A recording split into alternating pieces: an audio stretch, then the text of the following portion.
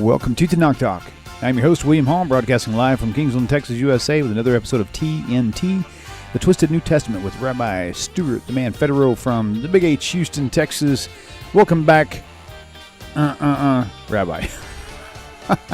Yeah, thank you. You're welcome. I'm working on it. It's hard to turn that one down, though. Good deal. So we are live on the air, man. It is good to have you back, as always. Good to be back. Yes, sir. So how was your birthday after we celebrated last Man, I got to tell you, that was truly one of the most emotional experiences I've had in so long.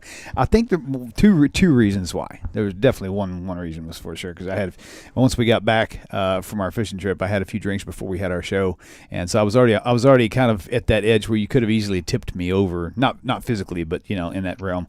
And so when all that happened, it was overwhelming. I have this completely clueless. I had no clue of anything. I mean, somebody said, well, you should have at least caught on to something. I'm like, man, I was completely 100% in the dark on that entire thing.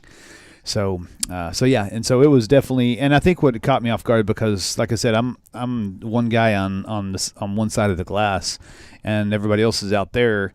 Y'all see me, but I don't see y'all. And so it was, in a way, it was neat, because it was basically letting me see y'all for the first time, and how y'all really wanted to keep in connection with Knock Talk, and just really showed how much you guys appreciate what's going on. And it was very moving. Every single message was hitting me deep, and I think even if I hadn't had a few drinks, that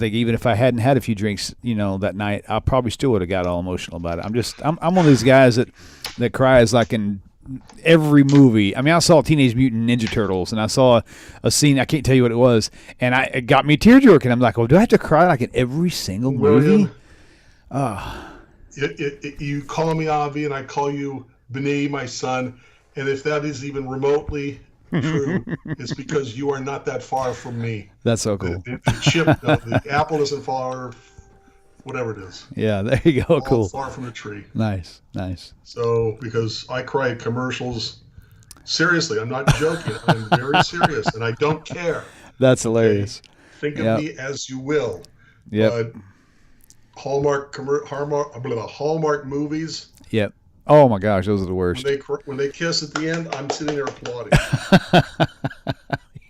That's so funny. I am so much like that. It's insane. Yep. That is hilarious. Very good. Well, good to see everybody out there. Chris Smith, J. Michelle, Christo, Michael Arlen, Andrea, our super long-term YouTube moderator, admin. I don't know what you call it. She's got the blue wrench. Raymond Reef, brother, good to talk to you. Christo, I said that, J. Michelle. Devin, Seeking Truth, Yasmin, Wally, Cleaver, another admin. Thank you. Good to see you guys. Oh, that's cool. Well, thank you, Crystal. That was neat. All right, well, good deal. What are you struggling with there, Rabbi? All of a sudden, the chat is below the picture. Makes it a lot less easy to read it. It may be the way you have your screen organized. I'm not sure. I don't know how to organize the screen. This is the way it's always been done. Yeah, I don't either. Ari Proctor, Larry Beck, another admin. Thank you, sir. Alan Edwards, Mr. Nip, y'all's daughter. Very nice. Good to see y'all. Yeah, Titanic at the end, exactly. Which has got to be one of the stupidest endings I've ever seen, but that's still had me crying. Yeah, that is so true. Oh my gosh, very good. Margot MP, welcome. Very good. Maximo, is that daggum Rabbi following us again? Don't think me. It was Julie. Seriously, she did it so well. I'm sitting there thinking, what? How did she get? My mom doesn't even watch this channel because she knows what it's about. She's a diehard Christian, but she got something from my mom. I was scratching my head. I was like, what in the world? How are you getting all this stuff? Some of the people that I didn't even know she knew how to get a hold of. That's why I was like, dang, that girl's good. Okay, good deal. Okay, well, let's move on, Rabbi. Let's go ahead and get on to our topic.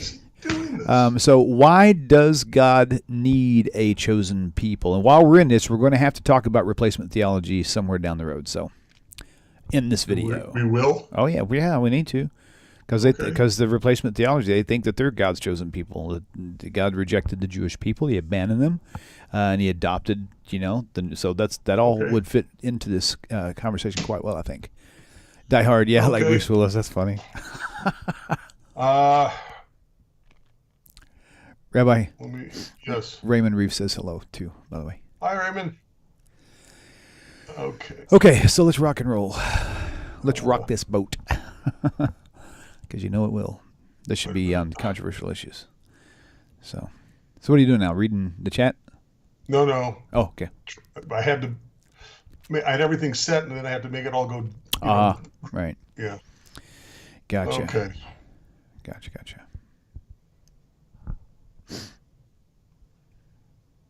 Okay. All right. And I even have my displacement theology here as well. Okay. So, come on.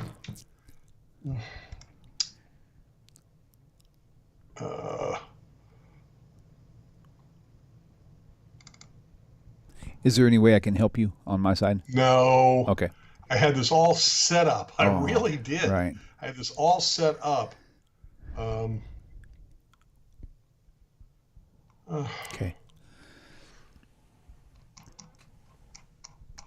Okay. Well, you Okay, here. Oh, you got it. Okay. Let's just begin, all right? Let's begin. You can work it out as you go along. Yona John? All right. Hello? All right, Rabbi. Let's go for it. Okay. This video is going to be filled with a lot of, what's the word? Trick questions. Okay. I am asking everybody to think about their answer before they give it. Okay. So this is going to be a YouTube interactive chat. Yes, and you guess who gets to do most of the acting because I can't hear anybody but you. Oh, but you can read the chat.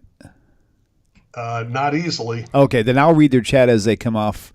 Raymond Raymond Reef already gave an answer of 42. I think he's pretty close.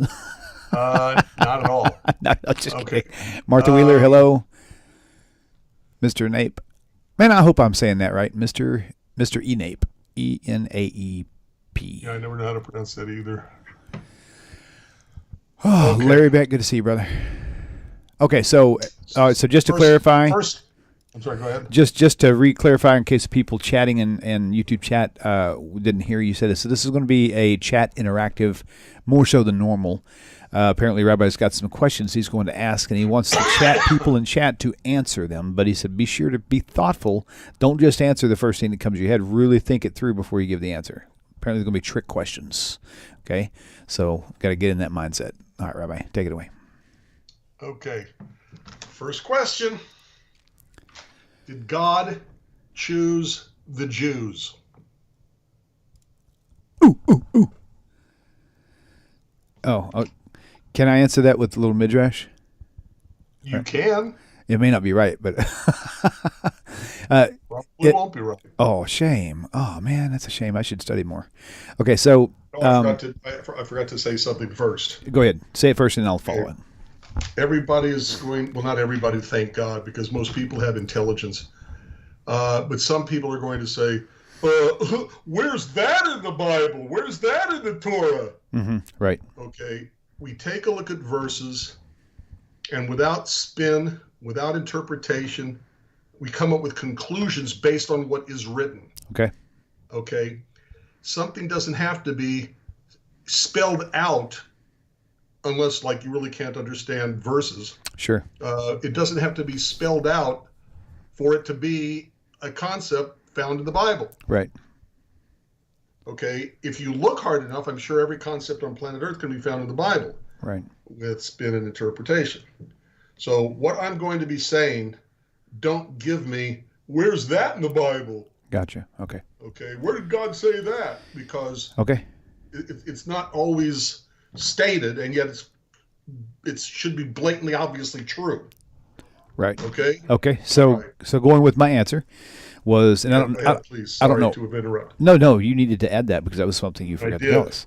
Okay, so the answer that I heard, which I found was very entertaining for sure, and I don't mean that disrespectfully at all. I mean, I was like, whoa, cool, neat, it entertained me. Is that Hashem went to all the nations of the world first before the Jewish people, and no one else wanted it. One of them was like, "Don't steal. What? That's how we make our living. Can't have that." One's like, "Don't murder. What do you mean? This is how we survive. This is how we conquer lands." And no one wanted it, and only the Jewish people at the very end were the only ones who said, "Yes, we'll take it." And not only did they take it, but they took it without even asking what it was. That's the answer. Okay. And as I told you before, it was a trick question. Okay.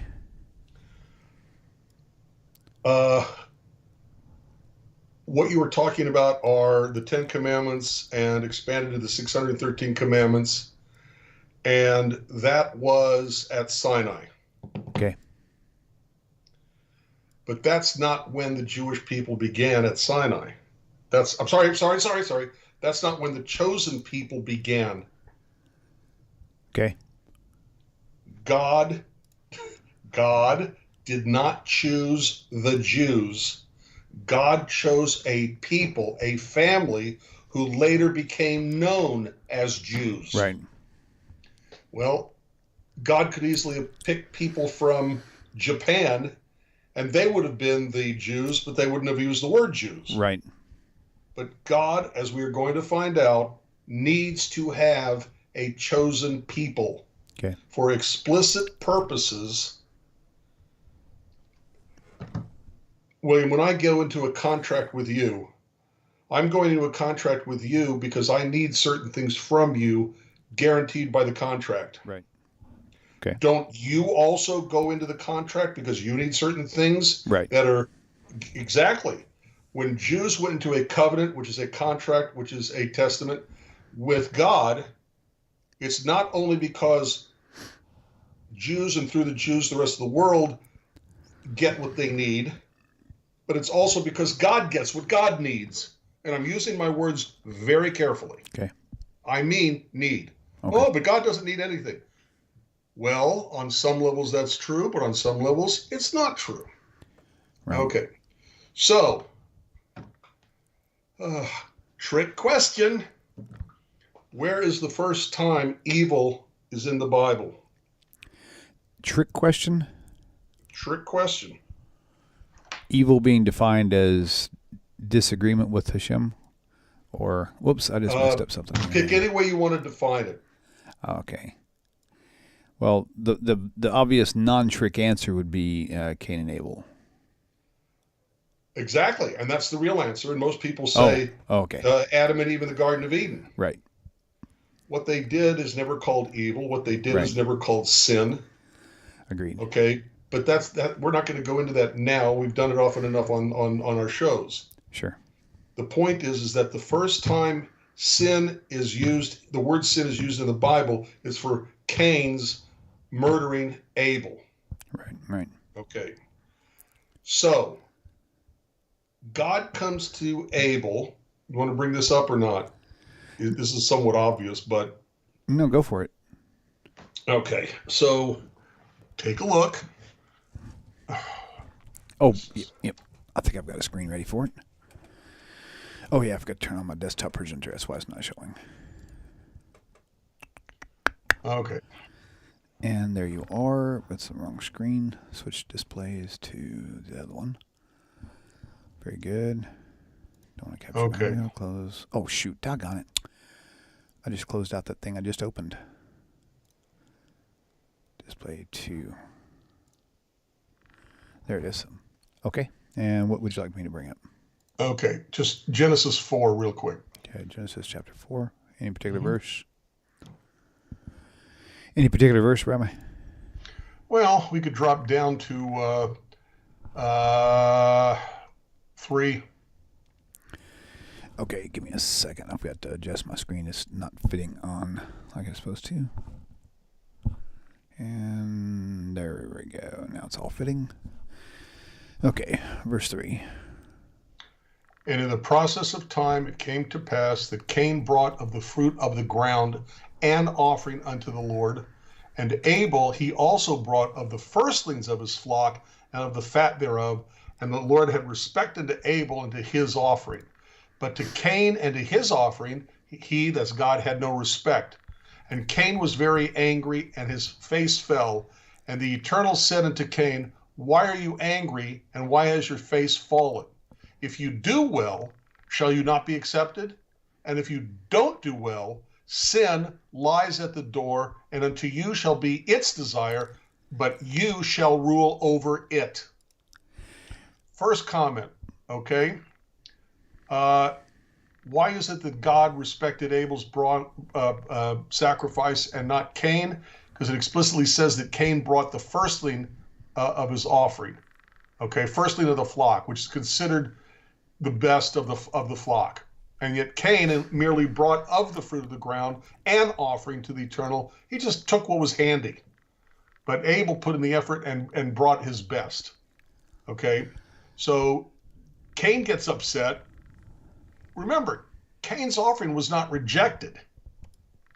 All it says is that he liked one. Okay? If you're at a synagogue function and everybody brings a potluck or whatever, and all milchik and kosher, and that's not the issue. And if somebody, the rabbi, goes along and takes from some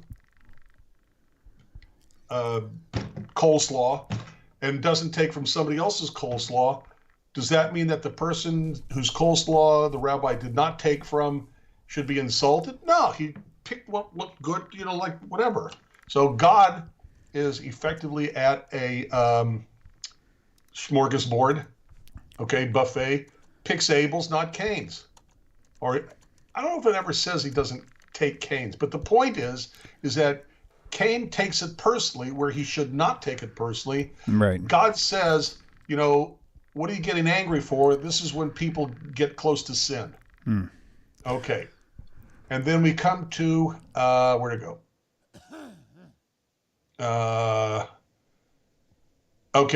Verse 8. And Cain talked with Abel his brother, and it came to pass when they were in the field that Cain rose up against Abel his brother and slew him, murdered him.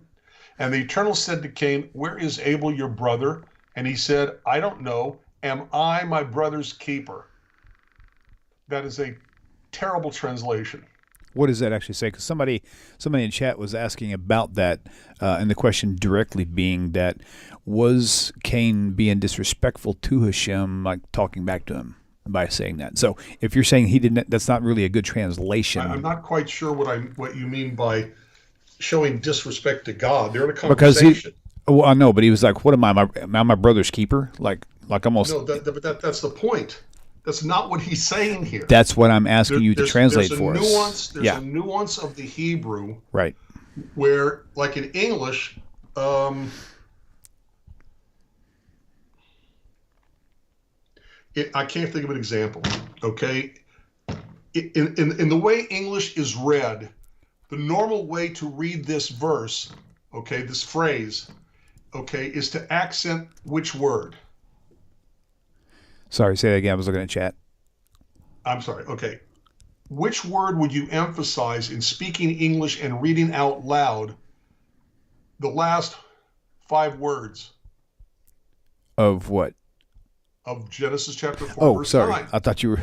Sorry, I wasn't following you along completely. Genesis 4:9. Yes.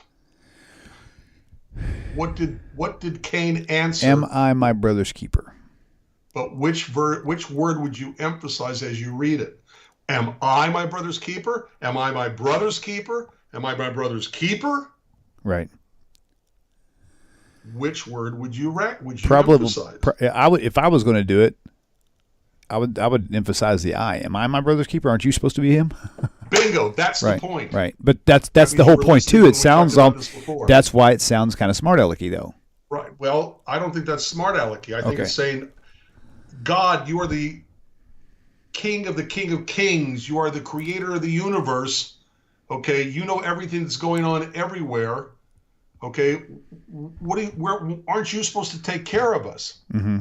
I don't think that's whatever word you use at all. I think that's Cain throwing it back in God's face. Okay. Where were you, God?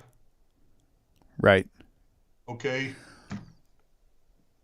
But continue with the text. Okay. What have you done? The voice of your brother's blood cries out to me from the ground, and now you are cursed from the earth, and it goes on from there. Right. The question I'm asking is, why didn't Cain say when confronted by God, "Where is Abel, your brother?" Why didn't Cain say, "Oh, my brother, yeah, he's over there. That's where I buried him." Right. Or why didn't Cain say, uh,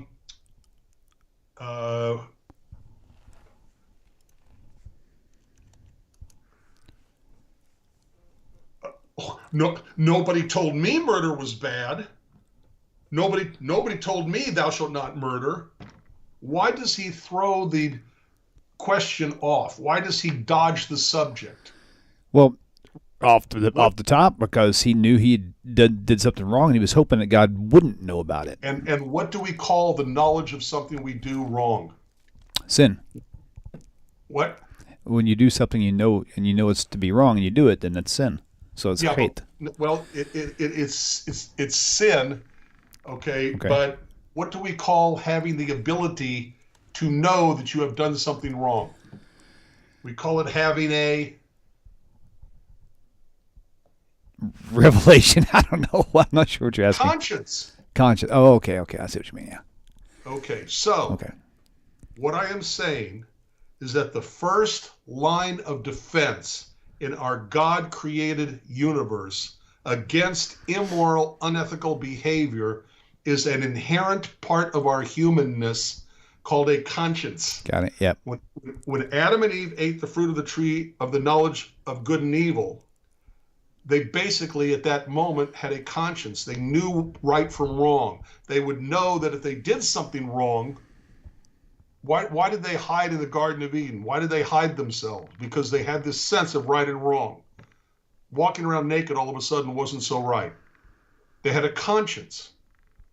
The first line of defense against immoral look, I forgot to say this. Okay. In the beginning of creation, when God creates the world, Genesis chapter 1, verse 1, what appears to be God's major question, major interest, concern about the universe he's creating?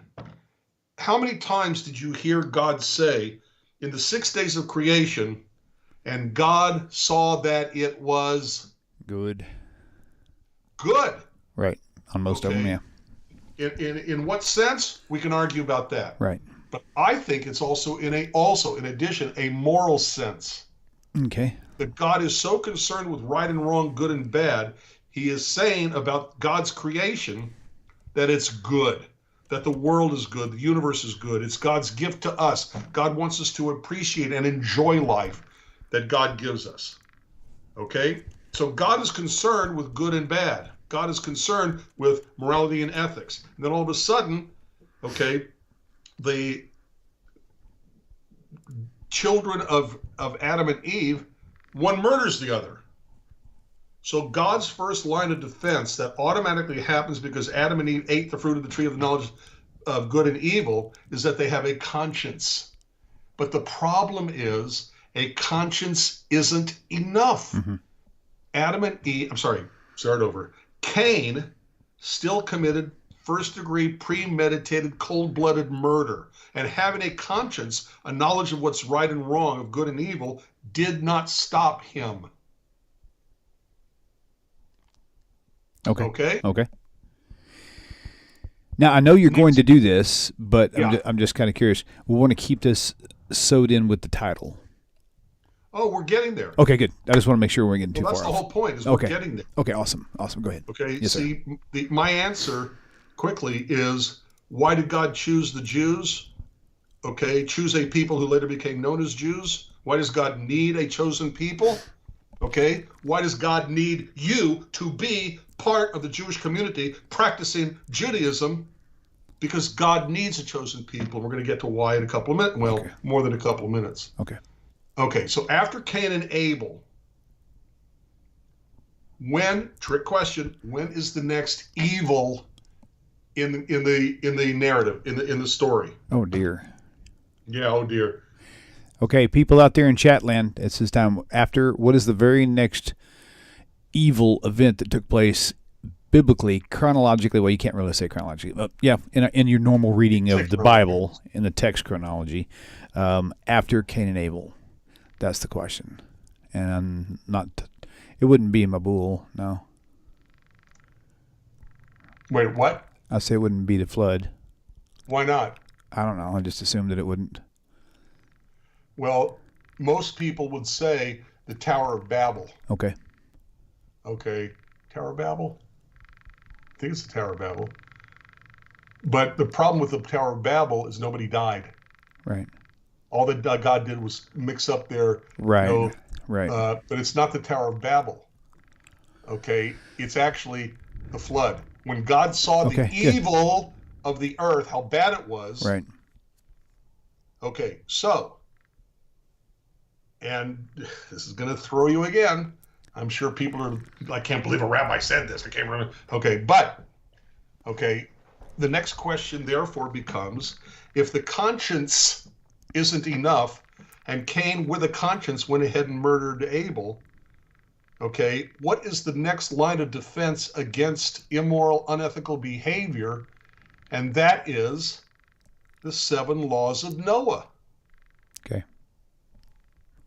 Having laws. Right. And do we have to go over them? No. Okay. That's another show. No idolatry, no blasphemy, no illicit sexual union. We'll just say the two things I think would be very important because if somebody that has never heard that before anyway would be, the 7 categories of laws. So 65 to 75 to 80 laws total, and I think the general ruling on that is pretty much all of the really understandably easy to explain natural. Those are the ones that apply generally as a category. It's kind of a blanket statement, maybe not all inclusive. Right. No idolatry, no blasphemy. No murder, no stealing, no illicit sexual union, humane treatment of animals, and establishing courts of justice to defend the first 6 laws and anything else that comes along that doesn't necessarily have to do with those 6 laws. Like immorality, like sexual immorality laws starts to apply. Right? Okay, so God creates a covenant with all of the descendants of Noah. Who are the descendants of Noah? Every human being on earth. Okay. That is the minimum moral, ethical defense against immoral, unethical behavior. Is that every human being is under obligation to do the morality and ethics that everybody would agree with. No stealing, no murder, no illicit sexual union, established courts of justice, blasphemy, everything else, everything we just talked about. But that second line of defense isn't enough. And so, what is the next evil in the world? I'll give you a hint. It is a tale of 2 cities. Sodom and Gomorrah. Exactly. Sodom and Gomorrah becomes the next major evil you've got in the Bible, in Genesis. Okay, as soon as creation is done. Okay, so what does God learn from all of these 3 events? God learns, especially from Sodom and Gomorrah, that the 7 laws of Noah are not enough to ensure a moral, ethical behavior by God's creation. Second thing God learns is that God needs human beings to teach other human beings that God exists and God demands moral and ethical behavior from God's creation. I'm going to be repeating that line about 400,000 times in the next couple of minutes. God learns that God needs human beings to teach other human beings that God exists and God demands morality and ethics from God's creation, human beings. So God knows that God needs the human beings.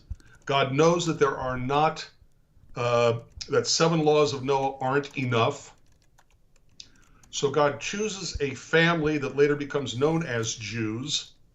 Okay, 2 Chronicles all over the place. I think it's also in Ezra. Okay, all 12 tribes were in the southern kingdom called Judah. The name Jew is derived from the word Judah, but it's derived regarding the nation of Judah, not the tribe of Judah. Because the word Jew didn't exist until you had the southern kingdom go out of existence. okay, Babylonian exile. And the text is explicitly clear. Every single tribe of the 12 tribes was in the southern kingdom, and it'd be like the word American. He's an American. That means he could be French background. He could be, Spain, Russia, but they here they become citizens. They're Americans. So the word American, like the word Jew, regards all sorts of combinations of tribes, national backgrounds, religions, whatever. So does the word Jew, standing for the word Judah, that is a reference to the southern kingdom of Judah, not the tribe called Judah. So God picks a group of people who later became known as Jews because at Sodom and Gomorrah, God learns that God needs human beings to teach other human beings. Look, okay, I don't understand. I've said this before. I don't understand them. It makes no sense to me. To me, it's not logical, but there are people who don't believe in God. Okay? I don't get it, but they don't. But they better believe in Stuart Federow if I put my nose this far from their nose and tell them, you're doing something wrong. Stop it. Okay? They have to respond to a human being, but if God comes to them and says, I'm telling you that they can ignore him. Okay? But my purpose, my raison d'etre as a Jew, as we say, every service that has an Aleinu in it, which is like most of them, if not all of them, regular services I'm talking about, not Hanukkah. Okay. L'taken olam b'malchut Shaddai, to fix the world through the rule of God. Not just repairing the world, not just fixing the world, but repairing or fixing the world through the rule of God. Tikkun olam, l'taken olam b'malchut Shaddai, through the rule, the sovereignty of God. Okay. One, God, as we've said, God needs human beings to teach other human beings that God exists and God demands moral and ethical behavior from God's creation. Second thing God learns is that the 7 laws of Noah are not enough. The third thing God learns is that the people that he is going to choose to be the chosen people have to be constantly, consistently evident in the world. Recognizable, different, set apart, distinct. And what word is a single word, is a synonym what is a single word that means set apart, different, distinct? Are you there? Yes, I'm here. You have to forgive me. I'm stretched out in about 5 different places. So I'm sorry. No, it means you're good. Holy. God wants a people that is holy, okay, to be set apart, different, and distinct, so that their mere existence reminds the rest of the world that God exists and God demands moral and ethical behavior from God's creation. When Jews are doing their job, okay, what God needs us to do and for which we have been chosen, it cannot help but create anti-Semitism because nobody wants to be told what they're doing is wrong or immoral. So the first thing God does is God chooses a people who later became known as Jews, Sodom and Gomorrah, Abraham and his descendants, and those who convert to his religion, who become part of the people commanded by God to tell the rest of the world that God exists and God demands moral and ethical behavior from God's creation. And then God says, already said, 7 laws of Noah are not enough.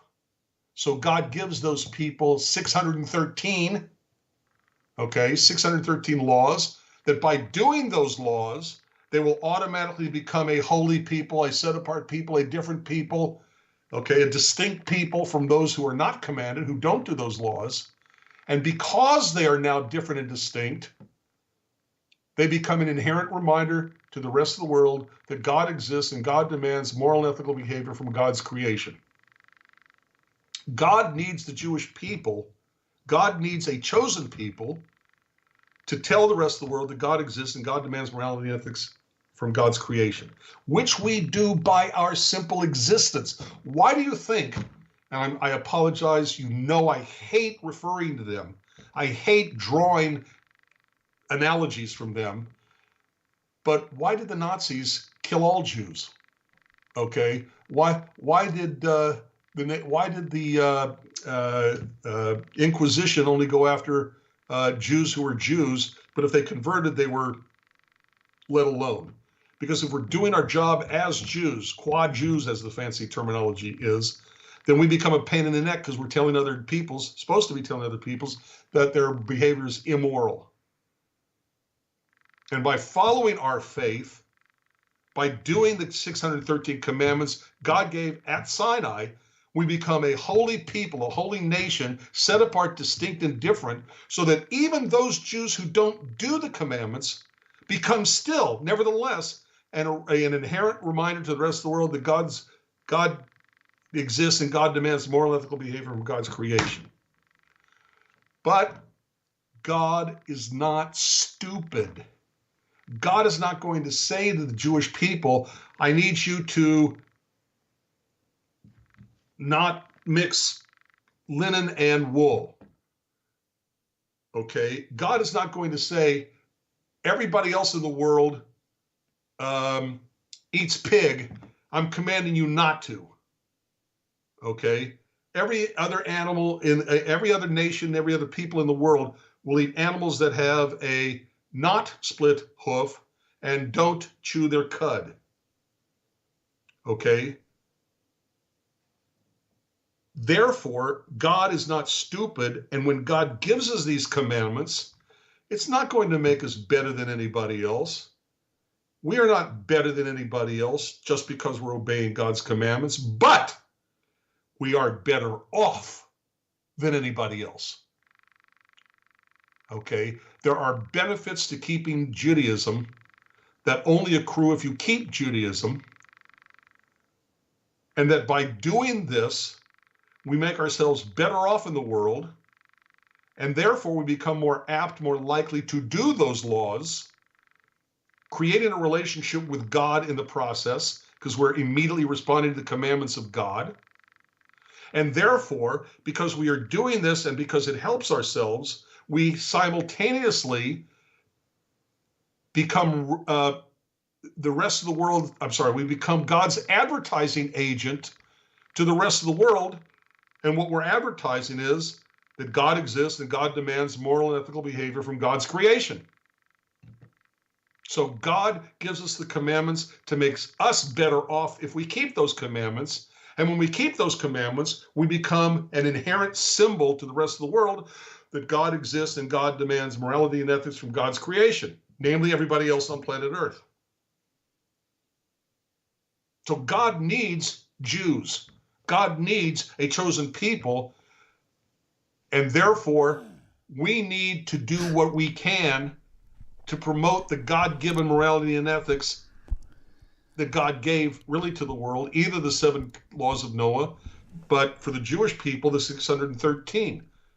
Because by doing so, we fulfill our side of the covenant and obtain, we become better off for it, but we also obtain for God like I said, advertising that God exists and God demands moral and ethical behavior from God's creation. Okay. I hope that and I don't want to go into it because I don't know why I don't, but maybe because of time. Okay. But hi, William, there you are.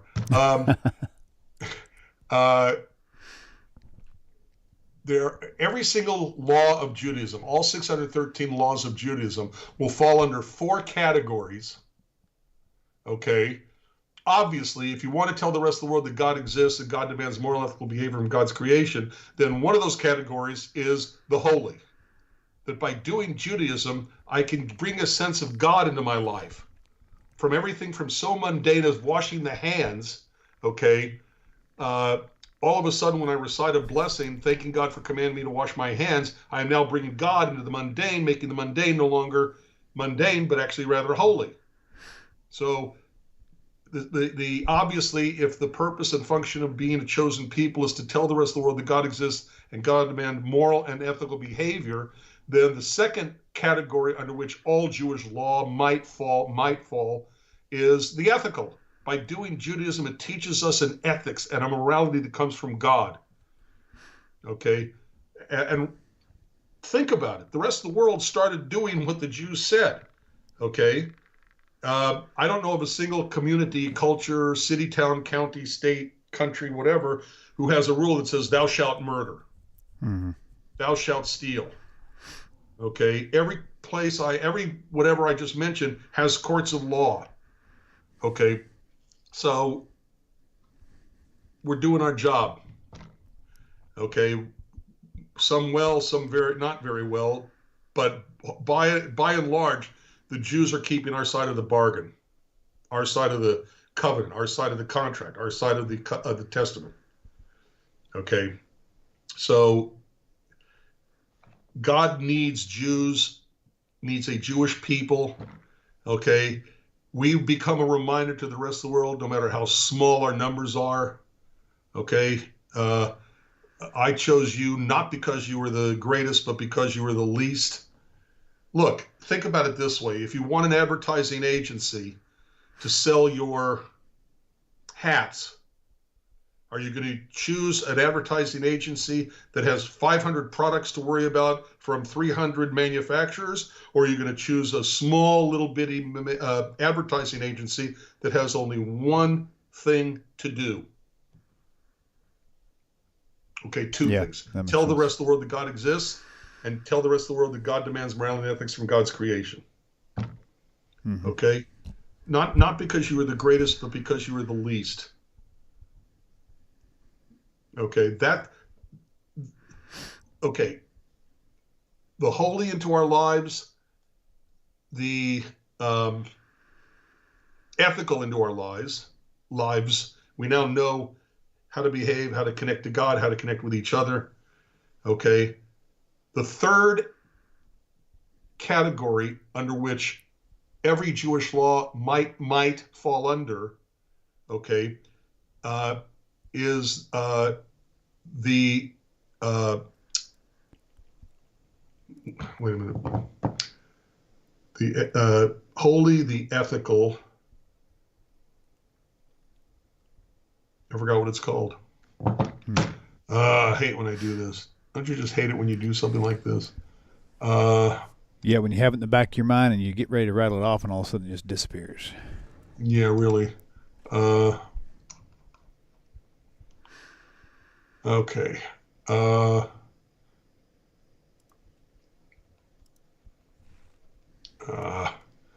Wrong one again.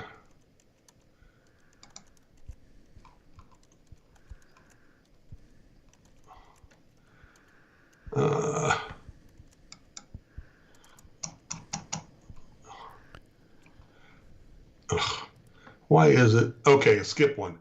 Okay, we'll come back to it. It'll come to me.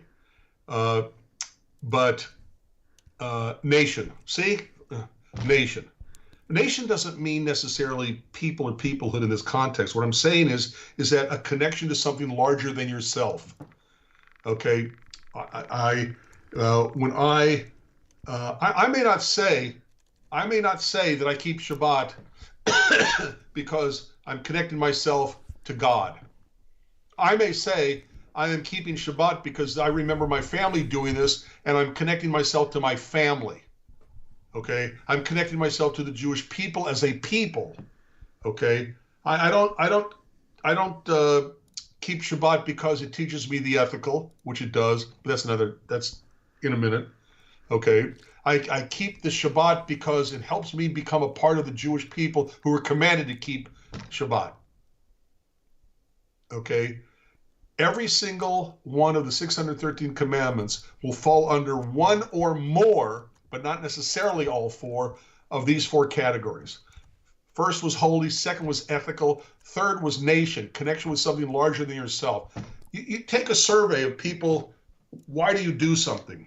Okay, what do you do that's Jewish, that's exclusively, explicitly, distinctively Jewish to do?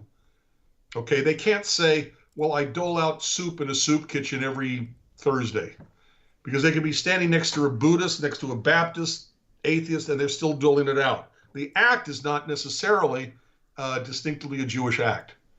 But if they say, I keep kosher, I follow the laws of God according to Leviticus 11 and expanded by the rabbis. Okay. Now they're doing something explicitly Jewish. They could say, I do this because it connects me to God who commands me to keep kosher. They could say, I do this because I know that when an animal is slaughtered by the Jewish way of doing it, that at least it's been a concern. You want to argue about whether or not it is? I don't care. The point is that it's been a concern of the Jewish people and God to do it ethically, humanely. So it teaches us ethics and to be concerned about animals. Okay. You know, one of the first laws of humane treatment of animals comes in the Ten Commandments, where even our animals get to rest on the Sabbath. Okay, but the point is that it teaches us the ethical. Okay, so keeping kosher is what we're talking about. Keeping kosher happens to be all four categories. Okay, the holy, God commanded it. The ethical treatment of animals, the nation, we're the ones who keep kosher. We're the ones commanded by God to do certain things in explicit ways. Okay, connects me with my family. This is how I was raised. Connects me with God who commanded it. That's the holy. Connects me with the nation, the group of people who were commanded I become a part of, because like them, with them, I am keeping kosher. Okay, and then the fourth category, which if I were doing this Socratically, is the most difficult, even though to me it's the most obvious. It's the most difficult of the four categories to understand or to come up with. And that is what I would call the reflexive. If I do it, I immediately personally get something out of doing it. I do it for me, reflexive. Okay? If I put up a mezuzah on the doorpost, then it reminds me to keep the commandments if I put it up. If I don't put it up, I don't get the reminder. Okay? If I wear a yarmulke, okay, it reminds me of God above me. It reminds me that I'm not alone in the universe. Okay? Which, by the way, is partly the national. Okay? If I put on the yarmulke, it reminds me of all these things. If I don't put up the yarmulke, I don't put on the yarmulke, it doesn't remind me. So there's an inherent immediate benefit, the reflexive, which is the fourth category of doing this. Okay, at minimum, I don't, shotness. I don't wear clothing with linen and wool. Right. Okay, because God commanded. Minimum. Right. Okay, there is, by the way, an ethical reason for that. By the way, okay, clothing should not go wasted. You don't put two things together that are going to shrink differently, because then it becomes worthless. Mm-hmm. Okay, I mean, there's plenty of explanations for every Jewish law. Even Maimonides, who was more intellectual, said that you got to be able to explain it. You got to have a rationale to understand it. Okay, more or less that's what he said. Anyway, so why does God choose the Jews? Why does God need the Jewish people? Because God needs human beings to tell other human beings that God exists and God demands moral and ethical behavior from God's creation. And if we do the Jewish laws that make us set apart, different, distinct, which is to say holy, then our inherent existence becomes a reminder.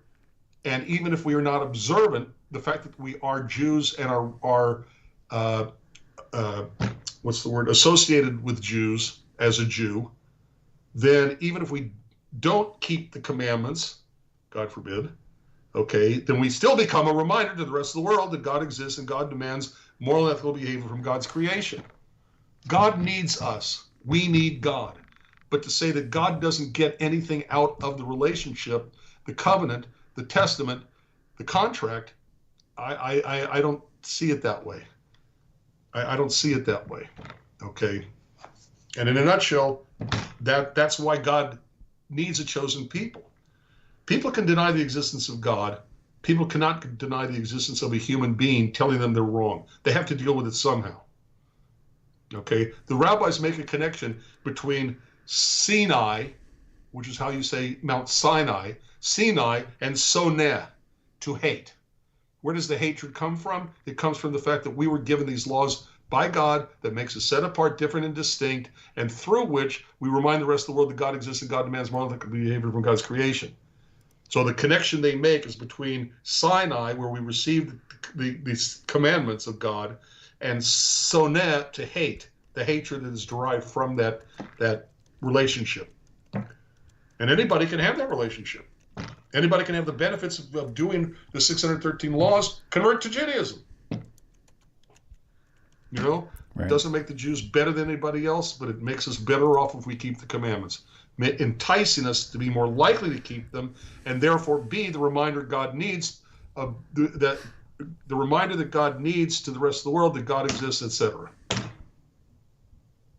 How's that? Good. I hope so. Now let's go to the chat. Okay. And all of a sudden, my chat. Oh, there it goes. Okay. Yeah, sorry for spacing out earlier. I had to respond to an email, and I needed to kind of get out pretty soon. So That's fine. regarding work. So anyway, cool. Yeah. Okay, I don't see any questions so far about what I was talking about. So they were bored. Okay, fine. That's okay. No, they weren't, but they actually were they were talking about it in and about. So. All right. Well, all right. All right. Well, good deal. Well, maybe we'll be finished up 10 minutes early tonight then. Yeah. See, Janice Hart, click the like button. How do we encourage non-observant Jews to become observant? Okay. And look, you can be all, what's the word? Not generous. You can be all sorts of, we need you, and, you know, you're supposed to be doing this. Not going to work. Tell them how their lives will be better off if they do Judaism, if they become observant. Tell them how it will improve their lives and give meaning to their lives if they become observant. Why is it good for them? Bluntly appeal to their greed. Okay, don't call it greed. Appeal to their sense of they want meaning and a better life. Okay? But that means that you yourself have to know that when you light Shabbat candles, you have to know what it does for you. Mm-hmm. Okay? When you keep kosher, you need to know that for you personally, it doesn't matter what anybody else says. Your motivation, see, what we're talking about here is motivation. Okay? You know, for you are motivated to do it because it brings holiness in your life, and you feel connected to a grandmother who used to light the Shabbat candles. Okay? That's the national and the holy. Okay? You have to know why you are doing what you are doing. Yes, absolutely. God commanded it. But why did God command it? Because it gives us something to do, to chase around an animal in order to kosher kill it? No, come on. Because it's for our benefit, like a loving parent tells a child what they should be doing because it's better for the child. Okay? Appeal to their sense of self-interest. If you become observant, here's how your life is going to be more meaningful, beneficial to others, beneficial for yourself. And that comes from knowledge of yourself. You may have a different reason for doing halakha than I do. You may have a better reason, a different reason. But whatever reason you personally do for it, become a, oh my God, dare I say it, witness for Judaism. In the Shema, why is the ayin and daled larger? Because we're supposed to be a witness to what God does for us. Okay? Appeal to their sense of self-interest. That's how you get non-observant Jews to become observant. I have given this in a much longer rendition, okay, at synagogue. Actually, it was at a weekend retreat. And I had people telling me that it's the closest they've ever come to want to becoming observant. I couldn't do follow-up. I don't even know who they were, but I'd love to know if they actually became more observant. I don't know. But at least they were thinking about it when I put it in these terms. Yeah, right. Beneficial for us, beneficial for God. God needs you to become more observant. The more observant you become, the more of a witness to God and to God's ethics and morality. And better for us, better for God. Right on. Right on. Cool. Well, I think that's going to put us right there on the tail end, Rabbi. And by the way, you had a complimentary comment earlier on your. I'll put up the wrong screen. Hang on. Okay. There we go. Complimentary comment earlier by. Where'd it go? Basically said there's no questions because you explain things so well. Well, thank you. That's very nice of you to say. I got to find out who said that. I saw it and I forgot who it was. While you're talking, let me respond to Muhammad Ali. Okay. God needs is not the same idea as I need or you need. Yeah, I understand what you're saying, but I have no problem. No, Rabbi, you're reading the wrong post. That was Larry Beck's response to Muhammad Ali. Oh, I see. Okay, I'm not. Muhammad Ali wouldn't it be disrespectful or something like that to say that God needs? And then Larry Beck responded by saying, and my impression is, I don't think so. Right. I think it makes God more godlike that he comes to the Jewish people and say, hey people, come here, I need you to do something for me. Okay, I don't think it is disrespectful or inappropriate to say God needs. Okay, because there are people who deny the existence of God, and God can do all sorts of things to them, and they'll say, well, it's nature or randomness or whatever, and they're not going to start becoming observant of a tradition, as a result. But they have to respond to the Jewish people. Look at what the Jewish people have done for the world. Those who bless you will be blessed. Well, guess what? The Jews have blessed the whole world. Israel will be the first country in the world to be completely vaccinated, okay, with, I believe, a Israel-created vaccine. Wow. Okay, Israel goes at the drop of a hat to help other countries if they'll let them in, okay, when they've had a tragedy, when they've had a, earthquake, fire, whatever, tornado, hurricane. Okay, the Jewish community has blessed the world with their inventions. Okay, everything from counteracting polio with Salk and what's his name, Sabin, okay, who invented a vaccine against polio. Okay, why did they create the March of Dimes? To end polio. Well, guess what? They did. Okay, maybe breakouts here or there, but it gets taken care of.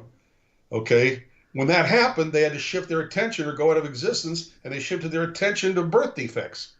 And thank God they exist.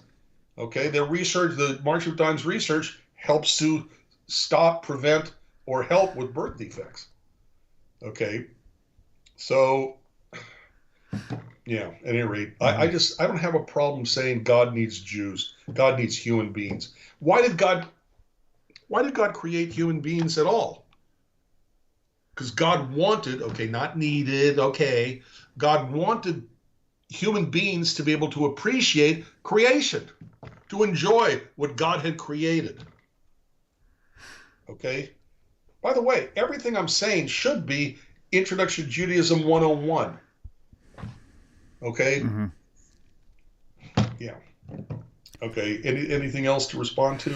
No. That was, by the way, God, there's so many names on here. That was Yasmin Coates, I think, that said that earlier, by the way, complimenting you. Oh, thank you. Thank you, Mina. Okay. All right. Okay. Hold on. Let's see.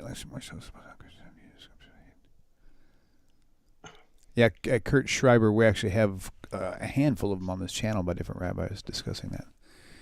Yeah. Okay, Rabbi, let's call it. It's 59 minutes in, and we have a good stopping point, so might as well take that. I hope my change of camera was better. To me, it looks a lot better. Okay, a lot better. It looks more natural. The colors are more vibrant. Yep. It helps me do my editing easier. So, very good. Okay, well, guys, thank you all for tuning in. Please, if you haven't done it so far, the likes have increased thanks to you guys. There was up to 60-something watching, I think, at one time. We got about half of that in likes. And the reason why it's important that you like the video because it actually helps generate more YouTube searches. So it will help this it'll help this. It helps all the videos. The more the more likes they get, the more they will generate under search results. So, if you guys could do that, that'd be awesome. And also, feel free to please share them as often as you can. So, and there you go. So, all right, Rabbi. Well, you have a great night, and you all have a great night as well. You all too. Shalom, shalom. Let's see that finger dance before we disappear completely. It's all yours. What finger dance? I have no idea what you're talking about. I don't think you telling me the truth. Let's see it. Come on. There it is. All right. Peace out, everybody. Shalom, shalom. Later.